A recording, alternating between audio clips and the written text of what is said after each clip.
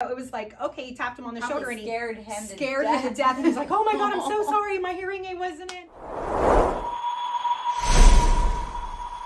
Hi, this is Ashley with the Space Coast Rockets, and I'm here today with my friend Rachael Decamp. Can you introduce yourself? Tell a little bit about yourself, what you do, why we're here.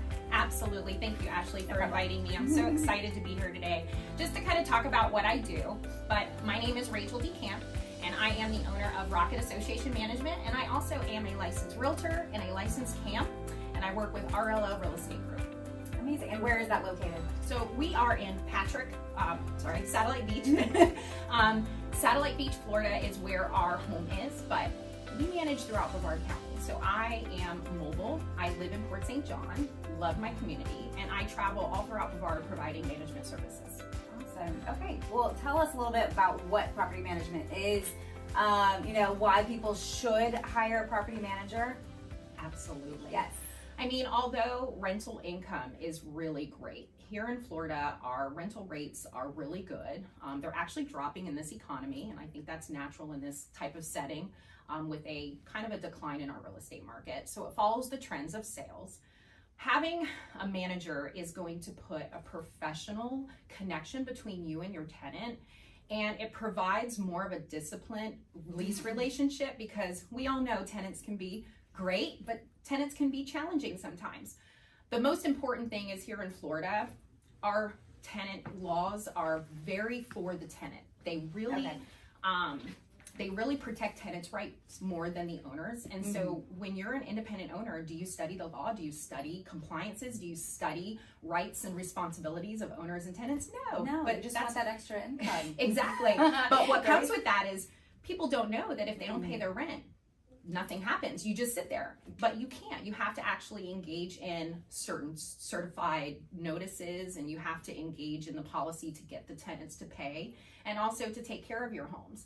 So when you hire a manager with that professional setting, it really sets a presence of not taking advantage of either side. Some owners are very emotionally attached to their home, so it actually puts someone who's partial to make sure that both tenant and owners perform according to the lease agreement. Especially if you know the tenant, right? Yeah, so that's definitely nice to have somebody in there that's completely neutral. Yes. You know, you can kind of be the bad cop if needed, and then the owner can be the good cop. Absolutely, right? Because I just don't think tenants and owners really understand their position. They have a position to perform. And if they don't know, and they don't know what they're signing, that can set challenges. So I create a lease. And it's about 35 pages long. Okay. People would think that's a lot. That is a lot. But the thing is, if you don't have it in writing, it's not enforceable. Right. So let's say tenants get, unauthorized occupants, or they get unauthorized animals in the property. How are you going to remove them? You have to have those essentials, and you have to know what you're doing to remove those items that are non-compliances of the lease. So right. Well, it's fun. Yeah. Well, it sounds like you know what you're doing. It's rewarding. I got into this as an accidental strength. I really did not foresee me being in this industry, but it became a strength because my peers, my other realtors that don't do property management, they're like, here, take care of this. And I love it. I really have created a good relationship with realtors in my community that refer to me. So I really owe it to them. They've been amazing. That's awesome. Obviously they refer them to me because I kind of know what I'm doing, and I do a good job, and I really like doing a good job. Right. So how long have you been doing it? Oh, long time. Right out of high school, I was actually working in the dental industry. Okay. Yeah. And I don't know. You definitely took a pivot. Complete pivot. Yes. I ended up not really liking what I did, and I got an opportunity to work at a local real estate company, and I just kind of put it in my mindset that I wanted to do something better for myself. So I worked myself to receptionist, to transaction coordinator, got my license, which was amazing. And I've just dived into property management when the market kind of took a dive, like in 2003. Nice. And people needed housing. Real estate market was falling, and I said, well, no. My broker said, you're going to do property management. And I said, no, not really. No, but joke's on you. Yeah, it ended up being a really, really good thing. And I just, in this industry, it's like if you're a doctor, it's like a specialized area of being a doctor. This is a specialized area in real estate. And I had to basically dive into it. I found an attorney that taught me everything I know, and he is the epitome of the most amazing real estate and property management. You know, he specializes in this, and he took me under his wing, and I still know him today, 20 years later, more than 23 years later. It's amazing. It's amazing. I really like what I do, and it's rewarding to kind of have everyone come together under a contract and perform appropriately. That's awesome. Yeah. So do you specialize just in Brevard County? Or are you a little out of the area, but mainly in Brevard County? Yeah, so Florida is a different animal. It's a different state. We have what's called the Florida Tenant Act. Other states have different, you know, outlines and procedures and booklets on how to do this and how to have everyone perform correctly. I like Florida.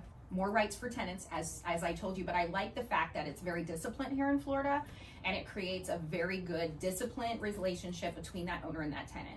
Now, a lot of other people have asked me to kind of go outside of the state, and I'm staying here. Okay. I do a little bit in Orlando, East Orlando. Okay. But I normally stay in my hometown. Well, that's nice. Yeah. More so, hands-on. More You're here. hands-on. Yes. Yes. They can come to you. It's a lot easier. You know, it's Yeah. more personal. You Yeah. can just show up and kick people out. No, I'm just kidding. No. I mean, I've done a few. It's really sad, you know. It's really sad because after doing this for so many years, I had to learn to kind of be on the right side of a contract. Yeah. And it's a sad, you know, situation sometimes where you get into people that have to lose their homes. And That is. but here's the thing, and I'm really proud of this. So when we went through the epidemic with COVID, there Right. were so many of my tenants who That got was a hard sick. time. I had tenants that unfortunately passed away in homes. Oh. And that was heart-wrenching to me because I still have a heart and I know Right. housing is an essential. But unfortunately, people need to understand that they're both getting the opportunity of a good renter. They're both getting the opportunity of a good landlord and housing. But what I did was I didn't just sit there. There was a misconception that you can just stay in your home and not pay rent because you were sick or you were, Yeah. That wasn't the truth. Actually, there was protections that came out for tenants. And if you read it correctly, tenants had to pay something. They had to do something. But unfortunately, you know, income was a factor. Just being sick was a factor. I was able to help these people get out of their homes and get into another situation or bring the lease to an end without going through an eviction. I try to keep ahead of stuff. Yeah. I don't want you to have an eviction on your record. I'm going to help you. Right. But I can only help so much. And so there's a lot of legality when it comes out to closing a lease or, mutual releasing the contract that you signed. So because I got ahead of it, my eviction rate and my rent was still really Amazing. good. Yeah, and I was able to get through it and actually talk to people on a human level. And I think I get more out of my business talking to people on a human basis and really working with them instead of being that distant, don't want to talk to you property manager. And it's really helped. And that's amazing. Yeah, so I have tenants that have become homeowners, which are great.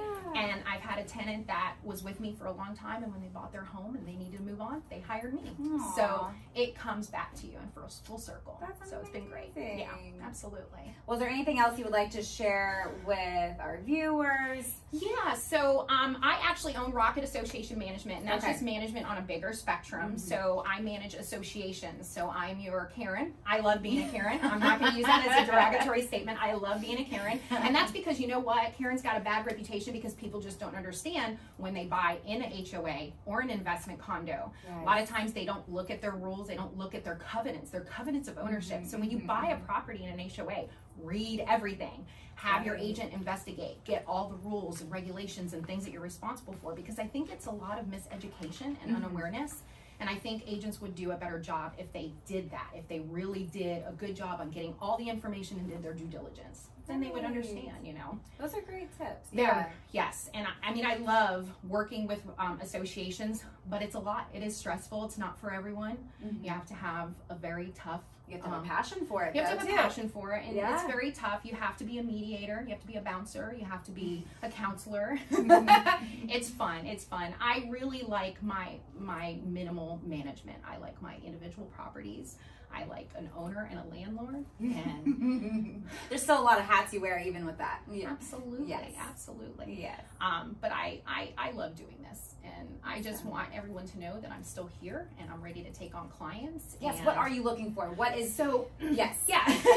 What is your goals here? Yeah. Yes. My perfect client is a landlord. I really like managing the individual properties. A landlord that wants a person who's going to be very diligent on making sure that their tenant is taking care of their home. Like, you imagine, you can hear the horror stories. They've moved in lion, tigers, and bears. They've moved in unauthorized occupants. We want to know who's in the property, and that's part of the contract. So I just want everyone to know that I am here to manage a property correctly, diligently, and successfully, because that is someone's, you know, home. That is their investment, and I want to protect it, and I want to help people. Awesome. Well, how can everybody reach you? Absolutely. If they're looking for So, you. For me. Right. So my email is rocketbrevard@gmail.com. They can email me. They can even call me and have a personal conversation about their goals. My number is 321-403-7155.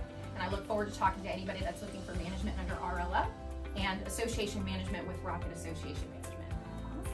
Thank you, Rachel. I appreciate you, Ashley. Yes, it's been no fun. problem. Anytime. Thank you. All right. Very Bye. much. I have stories for days. I mean, I'm sure you do.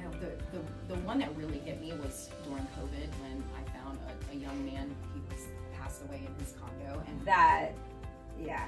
I've never been through something like that. But the hardest thing is, so in Florida, when someone passes away, I tell people all the time, when I sit down and do the lease, I'm like, listen, do you have any plans if something were to happen to you? And people look at me like, why would I care about?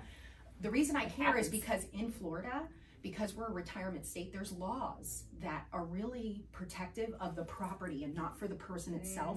So when someone dies in a property, you have to lock it for 90 days. You have to treat it like a storage unit. Wow. And so the hardest thing is me being on the other phone with the mom when that tenant passed away and telling her she could not fit into the unit. No. She even had her attorney call me, and he said, Rachel, I want to commend you. You seem to know what you're doing. I will go ahead and contact you in 90 days when we can get in.